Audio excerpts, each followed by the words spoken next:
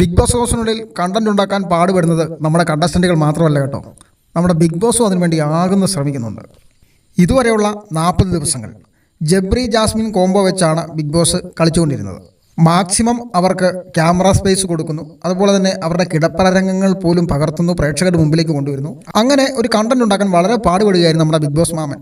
Big boss show ആണെങ്കിൽ അതിലൊരു love combo ഉണ്ടായിരിക്കണമെന്നുള്ളത് നമ്മുടെ ബിഗ് ബോസ് മാമന് വളരെ നിർബന്ധമാണ്. ഇതുവരെ നമ്മുടെ ഗബ്രിയും ജാസ്മിനെ വെച്ച് മാക്സിമം അഡ്ജസ്റ്റ് ചെയ്യുകയായിരുന്നു നമ്മുടെ ബിഗ് ബോസ് മാമൻ. എന്നാൽ ഇപ്പോൾ ഈ കോംബോ തകരുകയാണോ എന്നൊരു സംശയം ബിഗ് ബോസിന് വന്നു കഴിഞ്ഞിരിക്കുകയാണ്. അതുകൊണ്ട് എത്രയും പെട്ടെന്ന് മറ്റൊരു കോംബോ ഉണ്ടാക്കാനുള്ള ശ്രമത്തിലാണ് നമ്മുടെ ബിഗ് ബോസ്. ഇത് പറയാൻ കാരണം ബിഗ് ബോസ് ലൈവിൻ്റെ ചില കട്ടിങ്ങുകൾ ഏഷ്യാനെറ്റിൻ്റെ യൂട്യൂബ് ചാനലിലൂടെ പുറത്തുവിടാറുണ്ട്. അങ്ങനെ വന്ന ഒരു വീഡിയോയുടെ ടൈറ്റിലാണ് നീ പോടാ നീ പൊടി ചില ശ്രീജുൻ തമാശകൾ. ഇപ്പോൾ തന്നെ നിങ്ങൾക്ക് കാര്യങ്ങൾ ഏകദേശം മനസ്സിലായി കാണുമെന്ന് വിചാരിക്കുന്നു.